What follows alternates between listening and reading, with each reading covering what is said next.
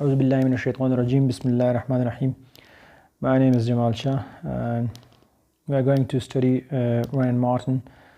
And in the previous lecture, we studied chapter number 2, which is the subject and predicate. And now we're going to study chapter number 3, the phrase and the clause. In the phrase and the clause, we see the definition and the difference between the phrase and the clause, and see what is the phrase and what is the clause. So let's take a start. First we study phrase. What is phrase? Phrase is a group of words which makes sense but not complete sense is called phrase. यानी phrase क्या चीज़ है? Phrase अल्फाज का एक मजमुआ है जो हमें मतलब तो देता है लेकिन पूरा मतलब नहीं देता, तो उसको हम कहते हैं फ्रेज़। यानी मतलब देता है लेकिन पूरा मतलब नहीं देता। फॉर एग्ज़ाम्पल से समझते हैं। यहाँ पे मैंने कुछ वर्ड्स लिखे हैं, रैंड मार्टिन से लिए हैं। इन अ कॉर्नर। अब इन अ कॉर्नर अगर आप देखें, गौर करें इस पर, तो इसका मतलब है एक कोने में। ठीक है, अब एक कोने में क्या हो रहा है, एक कोने में हम क्या देख रहे हैं, क्या होने जा रहा है, क्या हो सकता है, इसका कॉन्टेक्स्ट हमें बिल्कुल नहीं पता। यानी इसका बैकग्राउंड कॉन्टेक्स्ट हमें बिल्कुल नहीं पता। तो जस्ट ये एक अल्फाज हैं जो हमें सेंस दे रहे हैं कि कोने में, लेकिन कोने में कौन सा एक्शन परफॉर्म हो रहा है, कौन सा एक्शन परफॉर्म होने जा रहा है, कौन सा एक्शन हो चुका है, इसका हमें कोई भी पता नहीं है। ठीक है, तो इसलिए इनको हम कहते हैं फ्रेज़, और ये सेंटेंस में मौजूद होता है। अब आपको मैं पूरी सेंटेंस से, ये दो एग्जांपल मैंने उठाए हैं, अब इन पे गौर करें। The sun rises in the east. अब देखें, अगर पूरा जुमला ले लें तो फिर तो यहाँ पे हमें कंप्लीट सेंस भी मिल रहा है। ठीक है, और हमें इसमें कोई एम्बिग्विटी यानी कोई इबाहम नहीं है। ठीक है, जिस तरह यहाँ पे इबाहम है। तो अगर हम देखें सेंटेंस में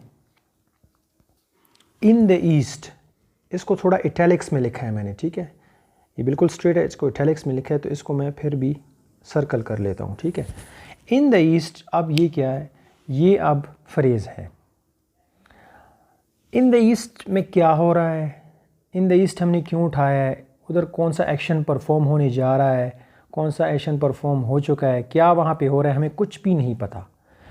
अगर हम इससे ये द सन राइजेज़ हटाएँ, अब हमें, अगर हम इसके साथ ये मिलाएं तो हमें पता चल रहा है कि सूरज जो है वो मशरिक़ से निकलता है, ये बता रहा है आपको।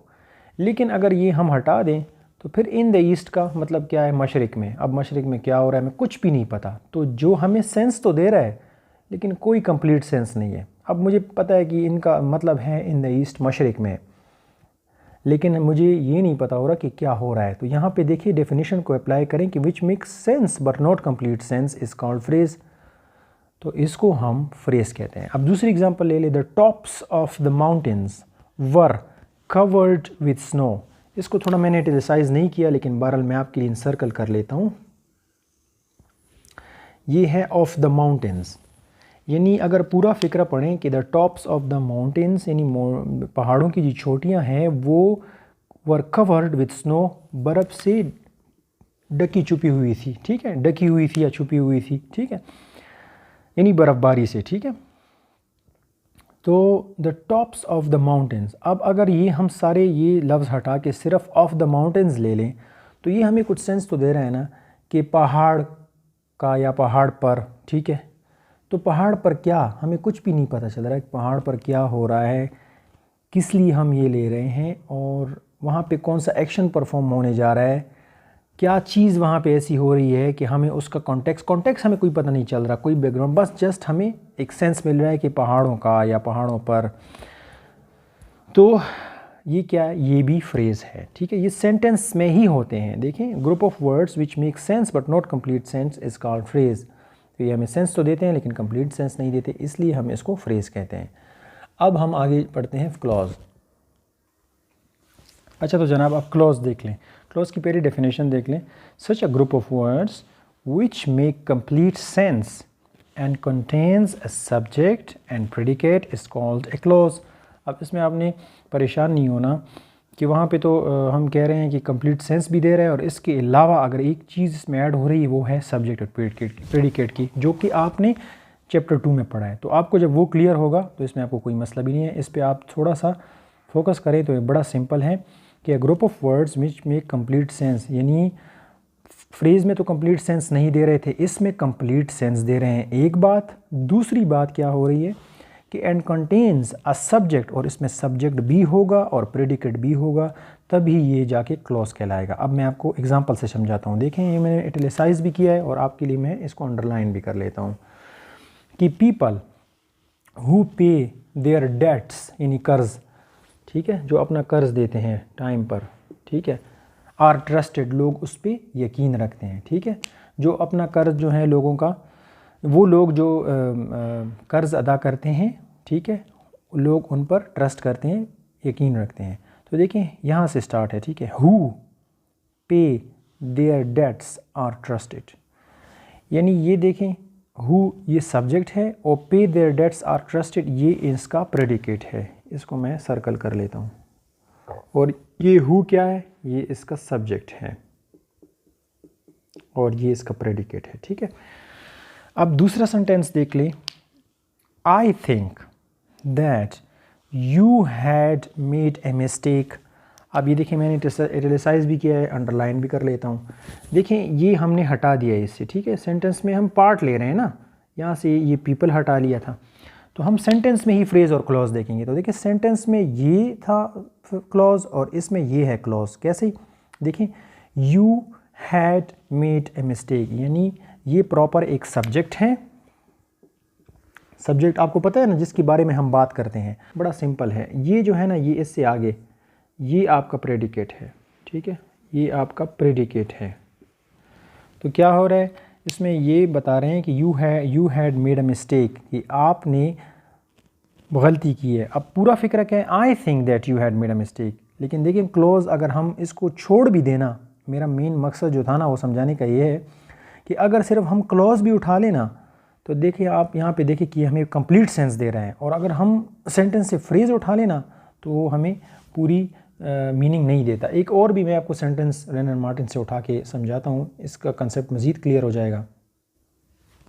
अच्छा जनाब ये देखें, ये एक दो सेंटेंस है, ठीक है, ये दो सेंटेंस है, इसमें आपको समझ आ जाएगी।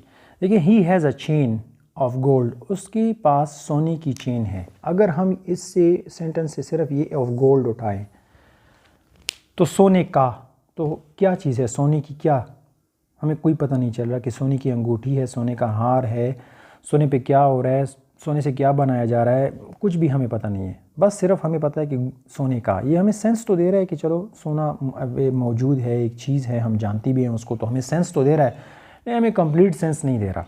अब इसी सेंटेंस को हम क्लॉज में के लिए फिट रखते हैं। तो देखें ही हैज़ अ चेन, यहाँ पे तो सेम है, यहाँ पे हम क्लॉज बनाते हैं कि which is made of gold. अब अगर इस सेंटेंस से हम ये निकाल भी देना, और ये देखें ये पूरा ये विच सब्जेक्ट है और ये इज़ मेड ऑफ गोल्ड, ये इसका प्रेडिकेट है और ये इसका सब्जेक्ट है, क्योंकि विच किसको रिप्रेजेंट कर रहा है, चेन को रिप्रेजेंट कर रहा है, ठीक है। अगर मैं इस सेंटेंस से ये निकाल भी दूं तो which is made of gold, ये हमें एक कंप्लीट सेंस दे रहा है कि जो सोने से बना हुआ है, सोने से कोई चीज़ बनी हुई है, ठीक है, हमें ये सेंस दे रहा है कि कोई चीज़ जो है वो सोने से बनी हुई है, ठीक है। तो देखिए इसमें एक कंप्लीट सब्जेक्ट है और उसके साथ जो देखें ये वर्ब है, फिर इसके साथ पूरा यानी एक प्रेडिकेट है, ठीक है। तो आई होप कि आप लोगों को सब्जेक्ट और फ्रेज़ और क्लोज में पता चल गया होगा, इसकी डिफरेंस का पता चल गया होगा। अगर फिर भी आपको इसमें कोई दिक्कत है तो आप कमेंट सेक्शन में मुझे मैसेज कर दें, मैं कोशिश करूँगा मैं दोबारा और भी क्लियर करूँ। लेकिन हम साथ में आपको बताएं कि ये चैप्टर वाइज हम बना रहे हैं वीडियो, तो हम एक्सरसाइज पे जो है वो अलग वीडियो बनाएंगे, तो वो मैं फिर उसके साथ वीडियो में आपके लिए आसानी हुई प्लेलिस्ट में भी होगा, और उसके साथ मैं मज़ीद मेंशन कर दूंगा कि exercise number 1, exercise number 2 rain and Martin की, और ये चैप्टर वाइज जा रहे हैं। तो दुआओं में याद रखिए। इंशाल्लाह नेक्स्ट वीडियो तक इजाज़त दीजिए। अल्लाह हाफिज़।